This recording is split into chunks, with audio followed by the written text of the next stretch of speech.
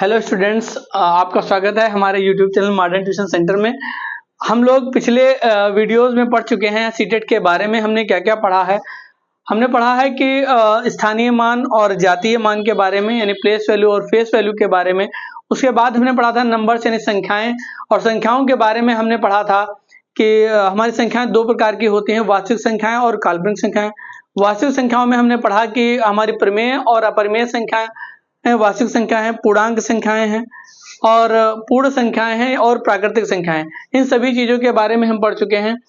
हमने यहाँ तक पढ़ा है कि भाज्य और अभाज्य संख्याएं क्या हैं। आज हमारा जो टॉपिक है वो हमारा सम संख्याएं और विषम संख्याओं के बारे में है। हम लोग इसको ठीक से पढ़ेंगे ताकि आने वाली सीटेट की परीक्षा में हम ज्यादा से ज्यादा नंबर स्कोर कर सकें।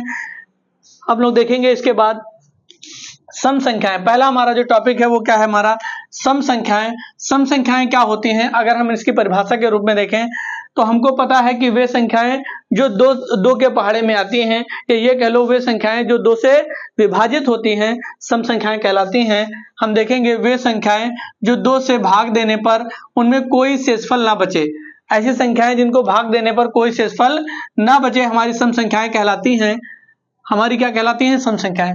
वे संख्याएं जिनको दो से भाग देने पर कोई शेषफल ना बचे वो हमारी क्या कहलाती हैं? सम संख्याएं कहलाती हैं। जैसे हम लोग देखेंगे दो, अगर हम इस दो को किसी दो से भाग करें तो दो से हम भाग करेंगे तो हमारा क्या आ जाएगा? ए पूरी तरीके से कट जाएगा, यानी दो से हम भाग करके देख लें तो हमारा दो एक कम दो, यानी शेषफल हमारा क्या बचेगा? 0 बचेगा। इसी प्रकार ये भी पूरी डिवाइड हो जा रही है दो से, दो दूने 4, ये भी दो से कट जाएगी, ये भी दो से कट जा रही।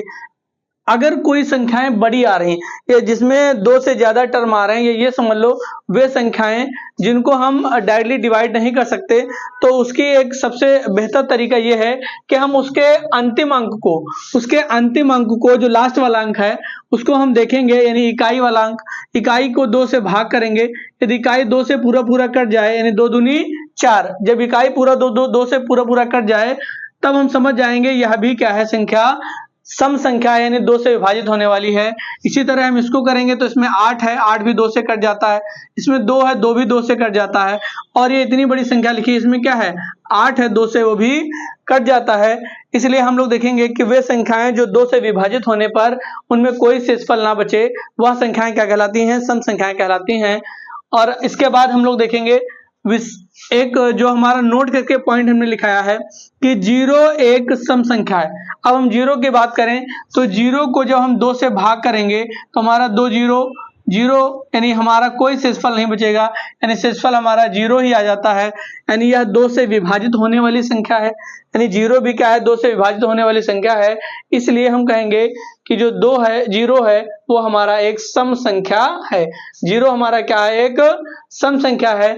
इसके बाद हम देखेंगे विषम संख्याएं, और विषम संख्याएं हमको पता है जो 2 से विभाजित ना हो। अब हम लोग देखेंगे वे संख्याएं जिनमें 2 से भाग देने पर कोई भाग देने पर शेषफल हमारा सदैव 1 बचता है। यानी वे संख्याएं जिनमें 2 का पहाड़ा ना लगे, या वे संख्याएं जो 2 से विभाजित ना हो, ऐसी संख्याएं जो 2 से विभाजित ना हो हमारी विषम संख्याएं कहलाती हैं। और अधिकतर जितनी भी विषम संख्याएं हैं उनको हम जब भाग करेंगे तो हमारा शेषफल सदैव 1 बचेगा। हम लोग देखेंगे इसके बाद कुछ संख्याएं, जैसे हमारी संख्या है 3 को हम 2 से विभाजित करें तो हमारा क्या आ जाएगा? 2 भाग 3, 2 एक कम 2, कितना बचेगा? 1, यानी शेषफल हमारा कितना बच रहा है? 1। इसी तरह जब 2 संख्याएं हों तब हम इनको भाग करेंगे तो पीछे वाले अंक को कर लो, यानी इकाई वाले अंक को हम लोग भाग करेंगे तो इसको 2 से भाग करेंगे, 2 दूनी 4, यानी 1 बच जाएगा। यानी यह भी 2 से विभाजित नहीं हो रही, इसको भाग करेंगे तो यह भी नहीं होगी, और इसमें भी इकाई के अंक को 2 से भाग करेंगे तब भी यह इसमें शेषफल 1 आ जाएगा। तो हम लोग देखेंगे वे संख्याएं जो 2 से विभाजित नहीं होती हैं, वे संख्याएं जो 2 से विभाजित नहीं होती हैं विषम संख्याएं कहलाती हैं। क्या कहलाती हैं? विषम संख्याएं। इनका शेषफल सदैव हमेशा 1 रहता है। इसके बाद हम लोग देखेंगे कुछ सम और विषम से संबंधित कुछ हमारे महत्वपूर्ण नियम भी हैं। वह हमारा क्या है? यदि हम देखें सम और सम, यानी इवन प्लस इवन क्या आता है? इवन ही आएगा। यानी सम संख्याओं को यदि हम जोड़ें तो हमारा सम संख्या ही प्राप्त होती है। जैसे हम कोई उदाहरण सम संख्या ले लें, हमने मान लो 6 ले लिया प्लस 8 ले लिया, हमारा कितना आएगा 14, यानी 6 ले लिया और 8 ले लिया, इसको जोड़ दिया कितना आ गया 14, यानी 6 भी हमारी सम संख्या थी, 2 भी हमारी सम संख्या, सॉरी 8 भी हमारी सम संख्या थी और हमने जोड़ा तो कितना आया 14। तो इस तरह हम देखेंगे सम प्लस सम बराबर क्या आता है, सम संख्या आती है। यानी हमारे जो सीटेट के पेपर में है ऑप्शन में भी यह विकल्प आ जाता है कि सम और सम संख्याओं को जोड़ें तो क्या प्राप्त होगा, या सम और सम संख्याओं को देखें तो क्या आता है। आगे सवाल हम लोग करेंगे इससे संबंधित। इसके बाद हमारा अगला जो नियम है वो क्या है, सम प्लस विषम। यदि सम संख्या में या इवन में ऑड जोड़ दें तो हमारी ऑड ही प्राप्त होती है, यानी सम में विषम जोड़ें तो हमारा क्या प्राप्त होता है, विषम संख्या प्राप्त होती है। यानी हम लोग लिखेंगे, अगर हम कोई संख्या लिख लें 2 और यहाँ विषम संख्या लिख लें 7, और 2 और 7 को हम जोड़ें तो हमारा क्या आ जाएगा 9 आ जाएगा, और 9 हमारी कैसी है, एक विषम संख्या है। तो हमारा यह भी नियम वेरीफाई हो रहा है कि सम में यदि हम विषम संख्या को जोड़ें तो हमारा क्या आएगा, विषम संख्या ही प्राप्त होगी। इसके बाद हम लोग देखेंगे विषम प्लस विषम, यानी विषम प्लस विषम में देखेंगे यानी ऑड प्लस ऑड बराबर सम। यह हमारा बहुत ही महत्वपूर्ण नियम है। ज्यादातर एग्जामिनर क्या करता है, पेपर में सीटेट के हमारा देता है विषम प्लस विषम बराबर विषम, तो बहुत से बच्चे उसको टिक कर देते हैं जो कि गलत है।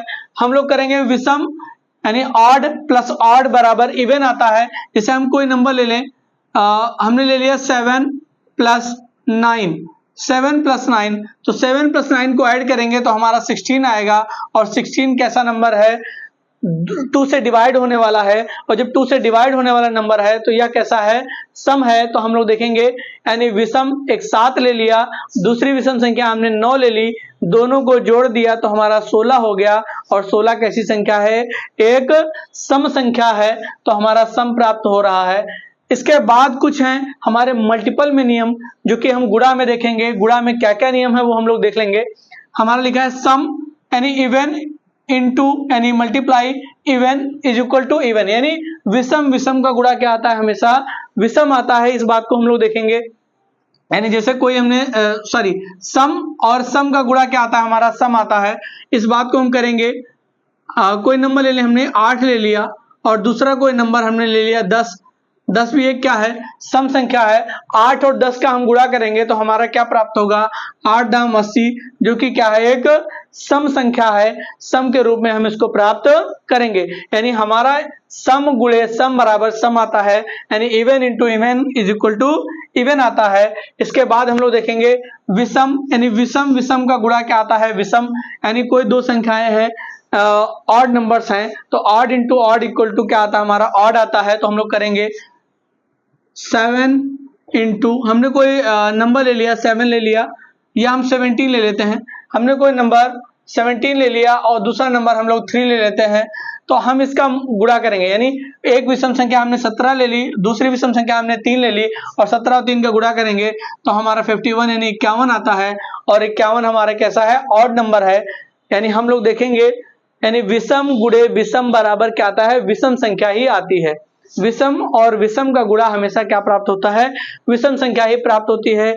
इसके बाद जो हमारी एक महत्वपूर्ण टॉपिक वाली संख्या है जो हम लोग देखेंगे, सह अभाज्य संख्या यानी को प्राइम नंबर।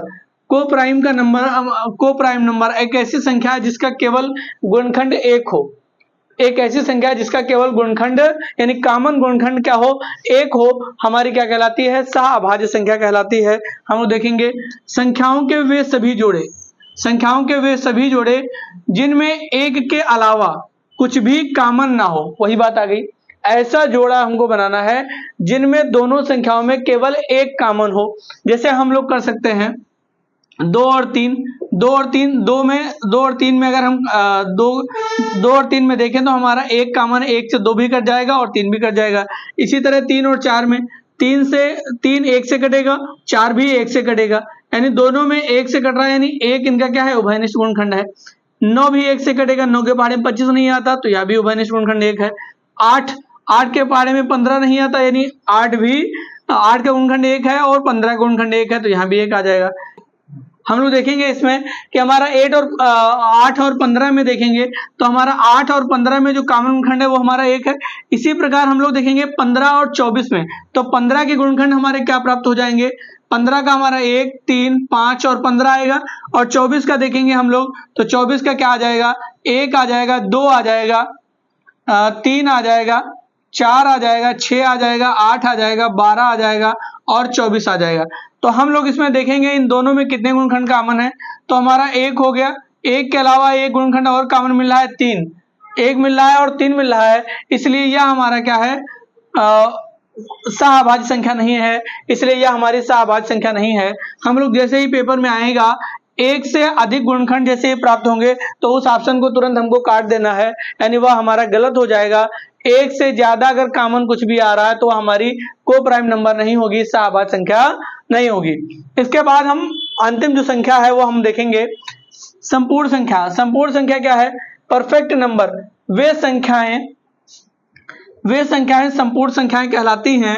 वे संख्याएं क्या कहलाती हैं, संपूर्ण संख्याएं, जिनके गुणनखंड जुड़कर संख्या से दोगुने हो जाएं।